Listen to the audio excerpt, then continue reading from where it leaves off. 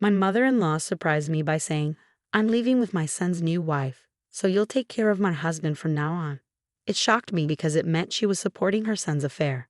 It also seemed like my husband and mother-in-law planned to live with his mistress. But my father-in-law, who needs care due to his wheelchair, was left behind. Feeling torn between anger and responsibility, I couldn't abandon him. Just when I felt lost, my father-in-law suddenly stood up. "My name's Linda, and I'm turning 30 soon. I've been married to Tom for 3 years. At the start, we'd laugh over silly stuff daily, but lately our talks have dwindled. Is this what they call familiarity? We've moved from passionate love to craving stability. Our marriage is steady, but each day feels routine." About a year ago, Tom's overtime skyrocketed. He claims work got busier out of the blue. He never traveled for work before, but now he's gone every few months. Still, he provides for us, and I work too, so I'm not dwelling on him all the time. Sometimes he's home early, and we share dinner, filling the gaps. To outsiders, we might seem like a loveless couple, but that's not true. This is just how we are. To me, this is normal married life.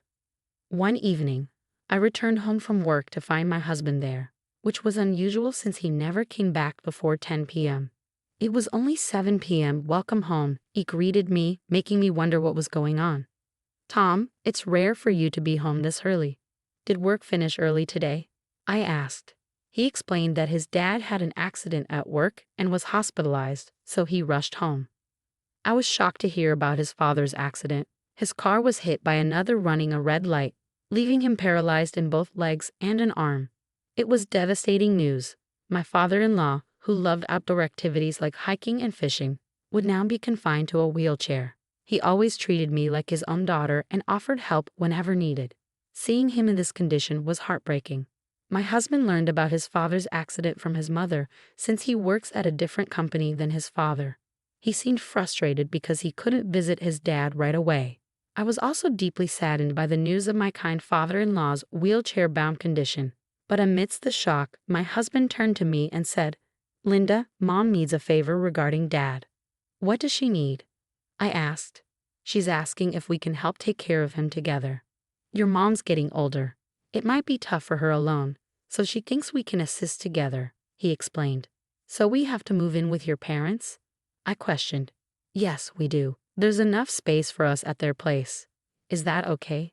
I hesitated to answer. While I cared deeply for my father-in-law and loved him, agreeing to suddenly become his caregiver was daunting, considering I had no prior experience with it. I do care about my father-in-law, but I have a job. Being suddenly asked to become a caregiver leaves me unsure.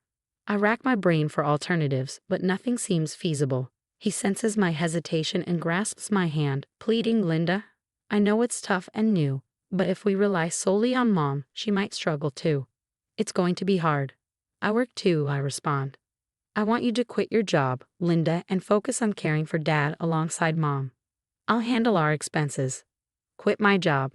I'm taken aback. "Yes, I'll provide for us. Please, Dad in his wheelchair and Mom needing care. They both need your help." Tom kneels before me, pleading repeatedly. Seeing his desperate expression, it was tough for me to turn him down. So I followed his advice and quit my job to care for my father-in-law. As we settled into our new living arrangement, one evening during dinner, my husband suddenly stood up. He announced his plan to take over his father's company and become its president. My father-in-law appeared surprised but secretly pleased at his son's decision. With tears in his eyes, he addressed Tom. "I can't believe you're saying this. You always said you wouldn't work at my company." "Well, I was just hesitant before. But in this situation, I can't leave the company unattended, can I?" Tom responded. "Thank you," his father-in-law said sincerely. Concerned about the company's future, I contemplated leaving it to someone I trusted. When Tom expressed his willingness to take over, I felt reassured and agreed. "I knew you'd accept." "I'll do my best as a son," he promised. "Please do." "Ensure a good working environment for my employees," I requested. "Of course," he assured me. With this understanding, Tom assumed the role of president while I became the chairman. Despite the traditional retirement connotations of the chairman position, there was still much work to be done. However, I soon realized that Tom was effectively running the entire company, leaving only my name behind. 2 months flew by since Tom became president. During this time, he started coming home late every night. Initially, I chalked it up to him adjusting to the new role, but it seemed odd to work overtime consistently for 2 months. Another reason for my growing suspicion was a particular smell he carried one evening when he returned. I found myself unable to sleep, waking up past midnight feeling thirsty. Hearing Tom enter, I greeted him and noticed the scent of soap on him. His reaction to seeing me was suspicious, quickly deflecting my comment about his late hours. "It's late. Are you still awake?" he asked. "Yes, I couldn't sleep," I replied. "You're still working late, Tom," I pointed out. "Oh, just leave it. Taking over Dad's business was sudden, and I'm struggling to grasp it all." "It's only been 2 months, so it's understandable," he explained defensively. "I'm heading to bed now. I'm exhausted," my husband announced, swiftly making his way to the bedroom, the scent of soap trailing behind him. Suddenly, I grabbed his arm, my tone firm. "Tom, who have you been working overtime with every day?" "What are you talking about all of a sudden?" he replied, clearly taken aback. "You smell like soap," I pointed out. "You're imagining things. I'm just working hard. Don't hassle me with troublesome questions," he retorted, irritation creeping into his voice.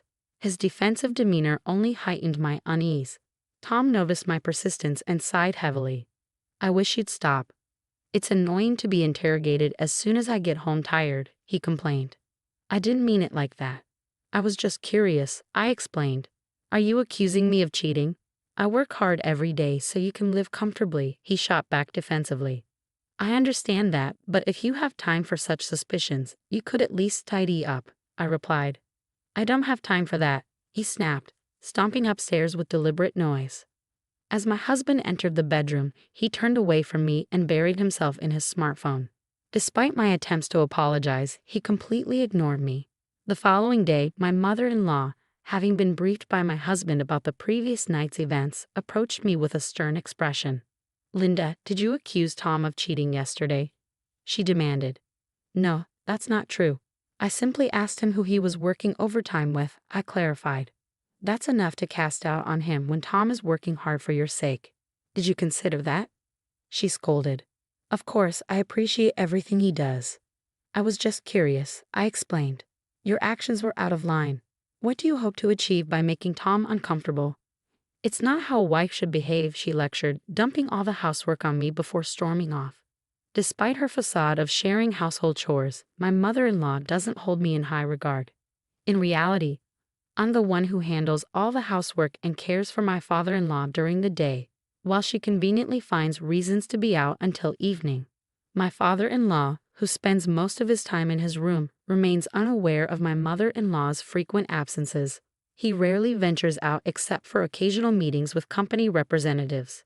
Additionally, my mother-in-law has warned me, "Don't say anything strange to James and Tom."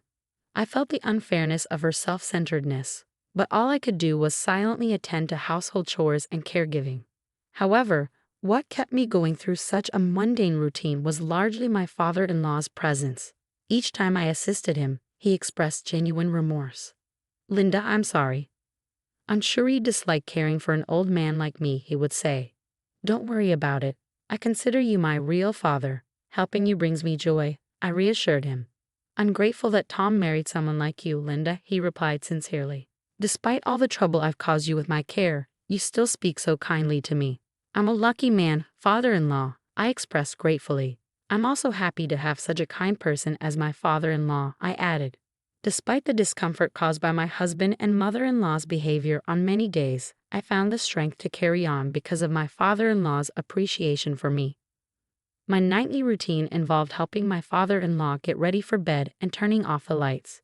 Today, as I completed my tasks and returned to the living room, I was surprised to find my husband, who usually wasn't home at this time, sitting beside my mother-in-law. They appeared to be engaged in conversation, with my husband sporting a smirk. Sensing trouble, I braced myself as my mother-in-law spoke up, saying something that exceeded my expectations. "Oh, Linda, perfect timing. We need to talk," she declared abruptly. "Please take care of James here for the rest of his life," my mother-in-law declared abruptly. "What do you mean?" I questioned, bewildered by her statement. "Tom and I have decided to move in with his new wife," she explained casually. "A new wife?" I exclaimed, stunned by her sudden revelation. What does that even mean? Why is Tom silent? I wondered aloud. Without a word, Tom handed me divorce papers. I'm seeing someone else now, and we're leaving with Mom, he announced bluntly. What? I gasped, struggling to comprehend. I'm packing up. You deal with the divorce papers, he added callously. Overwhelmed, I collapsed in shock as they packed their bags and left without a second glance. Tears streamed down my cheeks in the silent living room. Suddenly, my father-in-law rolled in on his wheelchair. Linda, what's happening? Why are you crying? He inquired, concerned. I recounted the events to him, his expression shifting from concern to anger. His eyes glinted with fury as he processed the situation. With unexpected strength, he rose from his wheelchair, his voice resonating powerfully. Let's fight back, Linda, my father-in-law declared with determination. But your legs, James, I hesitated, concerned about his mobility. I'm sorry for keeping it a secret. Actually, I've been able to walk for a while now. Don't worry, just leave everything to me. I'm ready, he assured me, revealing his hidden capability. From a drawer, he produced a large envelope, unveiling its contents to me. This is it, Linda, he said solemnly.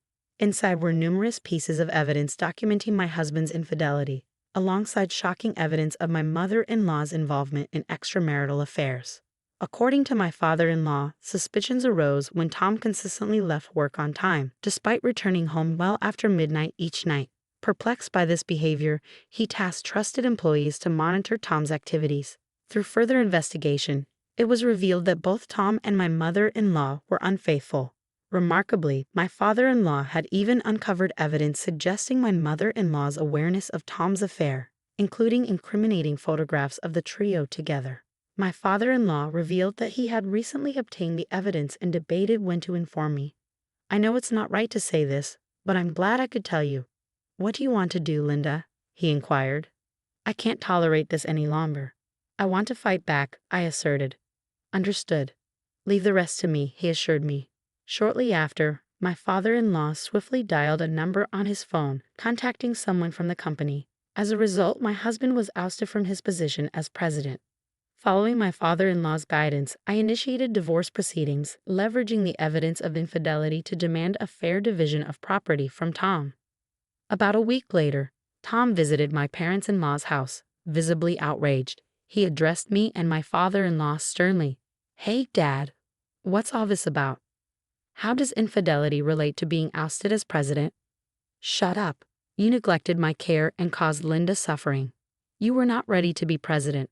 I disown you. You are not welcome in this house, my father-in-law retorted firmly. Tom collapsed to his knees, tearfully pleading with me as I regarded him with disdain. Linda, I beg you. I'm willing to cancel the divorce. Please persuade Dad with me. I'll end things with the other woman if you drop the property division demand, he implored. Even in that moment, his concern remained solely focused on himself. His self-centeredness left me utterly disillusioned. To shake off the lingering gloom, I adopted a bold stance and declared, withdraw the divorce, do you hear me? What are you even saying now? I never wanted it in the first place. I'm relieved to be rid of someone like you. I won't ever return to you, he retorted coldly. So you filed for divorce? I asked, taken aback. Of course. Why should I remain married to someone like you? Your divorce and dismissal as president were entirely your own doing. You reap what you sow, he sneered. What are you talking about? Those divorce papers were just a bluff, I protested. I thought as much. You, your mother, your mistress. I hope you all suffer together. Don't expect any sympathy from me, I snapped, ushering him out and slamming the door shut. Tom's cries echoed from outside. Please help me. I was wrong.